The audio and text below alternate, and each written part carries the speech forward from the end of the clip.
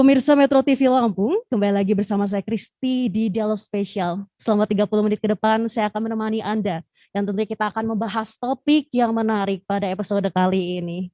Pemirsa, pengawasan dalam pengelolaan dana desa tentunya sangat penting untuk dilakukan. Saat ini saya sudah bersama dengan Kepala Kejaksaan Negeri Lampung Barat, Bapak Riyadi. Assalamualaikum Bapak. Lalu ada Bupati Lampung Barat, ya ini ada Bapak Parosil Mapsus. Assalamualaikum Pak Ci. Waalaikumsalam warahmatullahi wabarakatuh. Lalu ada Kepala Abdesi, Bapak Jauhari Iswanto. Selamat pagi Bapak.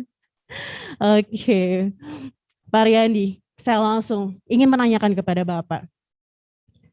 Sebenarnya pengawasan seperti apa yang sudah dilakukan oleh Kejari Lampung Barat, Pak, dalam mengawal dan juga mengawasi pelaksanaan dan penggunaan dana desa? Ya, silakan Bapak. Terima kasih Mbak Kristi. Yang pertama saya ucapkan terima kasih karena Metro TV telah memfasilitasi kami untuk acara Jaksa Menyapa, dan juga kepada Pak Bupati yang telah ikut memfasilitasi untuk kegiatan kami. Sebelumnya saya sampaikan bahwa program Jaksa Menyapa ini memang sudah ada sejak tahun 2016. Itu pertama kali dilakukan di Maluku. Saya agak menyimpang sedikit, enggak apa-apa ya, supaya sejarah Jaksa Menyapa. Dilakukan di Maluku oleh pada saat itu Pak Yan Maringka sebagai Kajati Maluku. Lalu beliau pindah ke Sulawesi Selatan, dilanjutkan lagi program Jaksa Menyapa. Ketika beliau menjadi Jaksa Agung Muda Intelijen, maka program Jaksa Menyapa ini dilakukan di seluruh Indonesia. Nah, khusus pertanyaan Mbak Kristi tadi mengenai program seperti apa pengawasannya. Jadi memang sebagaimana kita ketahui kan, di aparat desa itu tidak semua SDM-nya yang bagus, yang mengerti. Ada juga di daerah-daerah seperti pengalaman saya di Indonesia Timur, itu memang SDM-nya sangat kurang. Kalau saya lihat di sini cukup baik Pak Bupati, hanya kan masing-masing daerah berbeda. Nah ini yang kita khawatirkan ada ketidaksengajaan. Pesan Pak Jaksa Agung sendiri bahwa semua pengelolaan keuangan negara itu berpotensi menimbulkan kerugian negara. Itu sudah pasti berpotensi. Maka tugas jaksa ini tidak boleh mencari-cari kesalahan.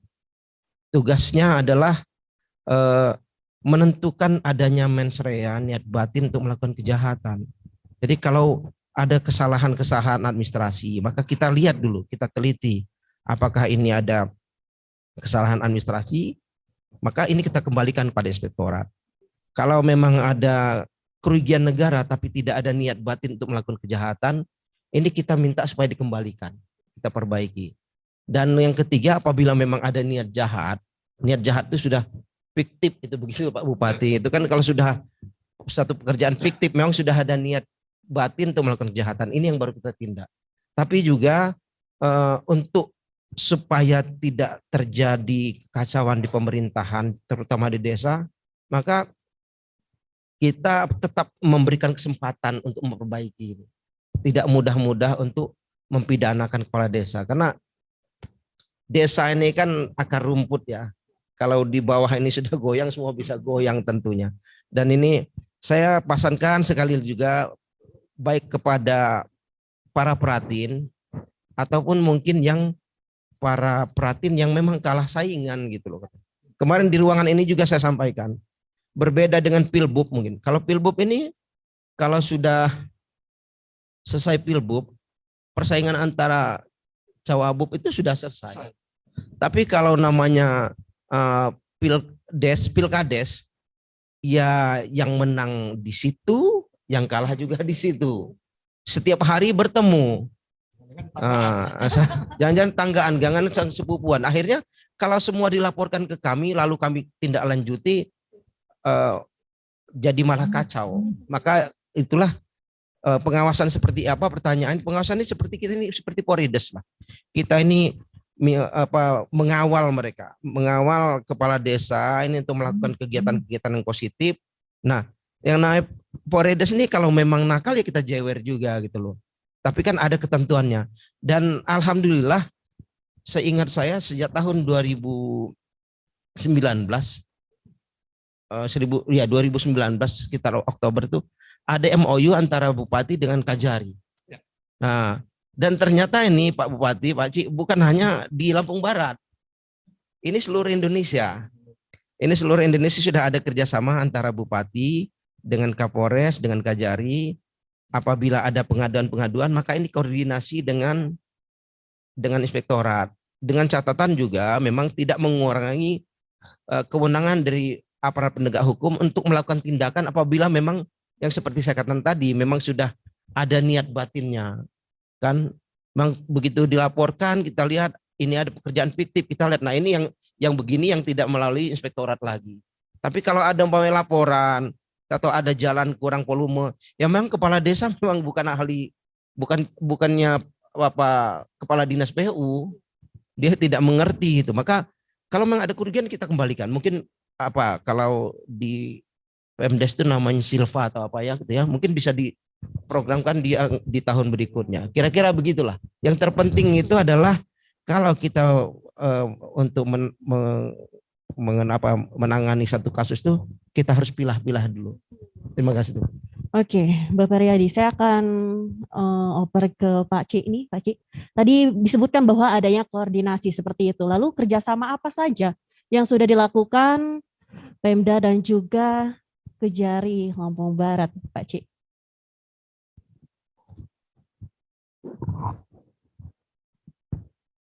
Terima kasih Mbak Christine.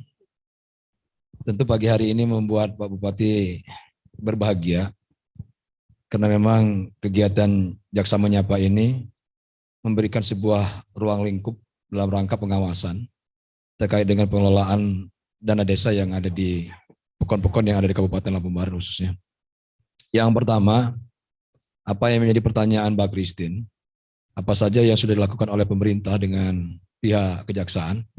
Yang pertama tentu kita melakukan kerjasama dalam bentuk MOU yang ditandatangani secara kedua belah pihak untuk melakukan pengawasan yang lebih efektif. Keinginan Pak Kajari sebetulnya muaranya sama dengan keinginan pemerintah Lampung Barat dalam hal ini Pak Bupati. Kita tidak ingin di antara salah satu pratin yang ada di Kabupaten Lampung Barat ini terjerat dengan kasus yang namanya pidana terkait dengan penyelewengan daripada dana desa tersebut.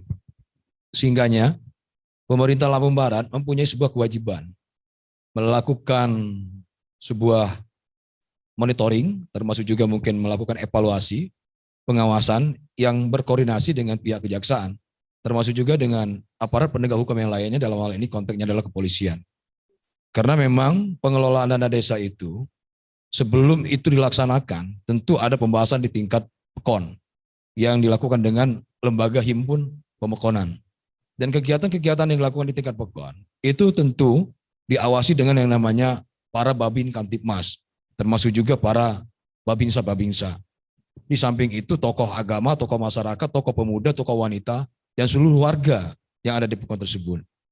Jadi memang kerjasama yang kita bangun dalam sebuah kerangka terkait dengan pengawasan, pemanfaatan, dan juga penempatan alokasi dana desa ini sudah kita lakukan dengan pihak kejaksaan. Karena memang dari awal saya sampaikan dengan Pak Kajari juga beserta seluruh jajaran, bantu Pak Bupati agar pengelolaan dana desa ini tepat sasaran, tepat manfaat, sesuai dengan arahan daripada Presiden, tentu kita harus bersama-sama. Karena pengawasan itu bukan hanya ruang lingkupnya lembaga himpun pemekonan, semua warga mempunyai hak yang sama untuk melakukan pengawasan terkait dengan pemanfaatan daripada dana desa tersebut.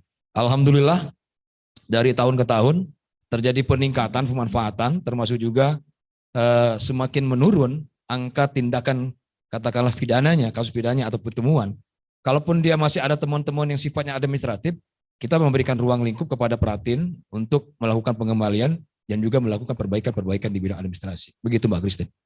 Oke, baik. Terima kasih penjelasannya Pak Ci, Pak Riyadi dan juga Pak Juhairi. Kita akan membahas ini lebih detail di segmen selanjutnya. Kita jeda pariwara berikut ini dulu.